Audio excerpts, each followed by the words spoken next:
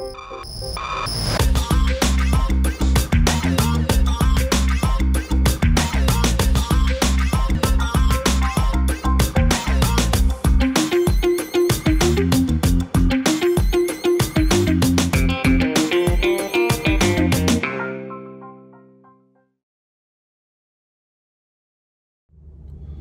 this is Steve Weatherford, New York Giants.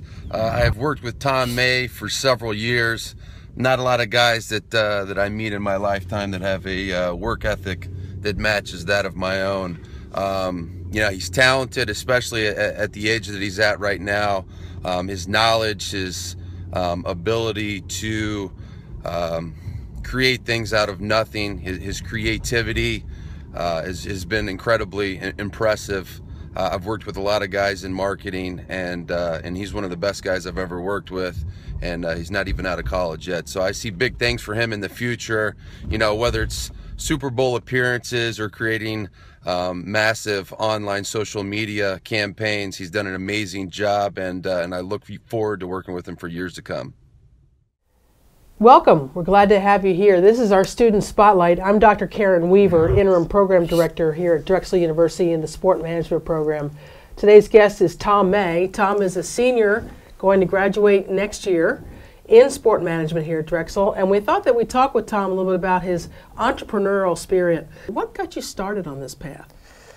So I started my first co-op, which was around 3 years ago, at an NFL training facility in Miami, Florida called Bommarito Performance. You know, this is an unbelievable training facility where NFL guys were walking in and out every single day. But not only were there, you know, NFL players that were there were, you know, sports agents and other people in the sports business world who were around these athletes. You know, and I quickly realized when I was at the training facility that I wasn't really interested in the physical training aspect of these players. I was more interested in the, you know, business side. So I realized the bigger picture of things going on there, and you know, I decided to introduce myself to people like Robert Bailey and Drew Rosenhaus. Drew is, of course, the owner of Rosenhaus Sports, which is the biggest NFL agency, and then Robert Bailey is the president, and he is the head of marketing. So through there, I developed a relationship with these agents, you know, and then long story short, you know, I left the facility after my internship was up. And I stayed in contact with these guys, and you know, I pleaded for, you know, have an opportunity to have a, you know, internship with them the following year.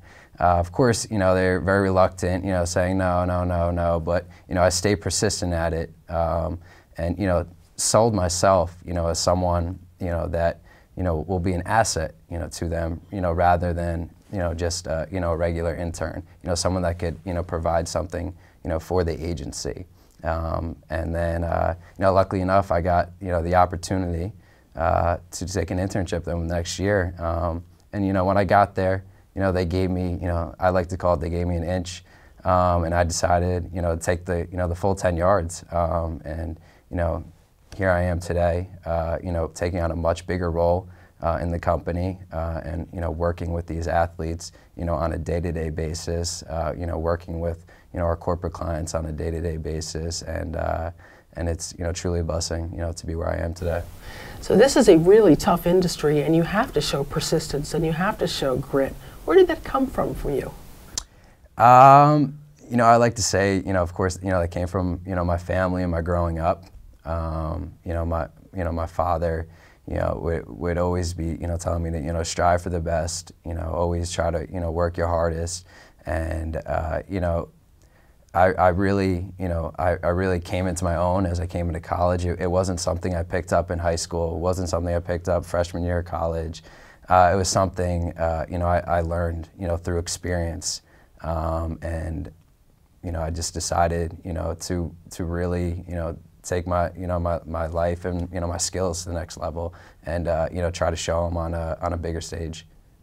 And you're doing this while you're doing your Drexel undergraduate degree, which is most remarkable.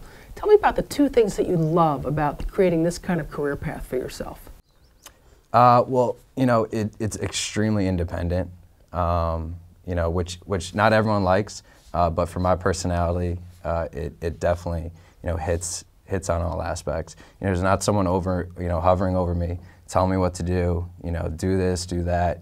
make sure you're on time. It's really all up to me. We don't have an office, so I'm working all mobile, emails, phone calls, on site, flying out to see clients, driving, taking the train, taking the bus, going on meetings. But these are all things I set up by myself. Like I said, there's no one telling me what to do. They do give me the proper guidance, which is awesome. I learned a ton, like I said, from Robert Bailey, who is the president of the company. And it's just, it's really, really fun. Because I said there's no time limit. And your creativity is just unbelievable in the sports business field.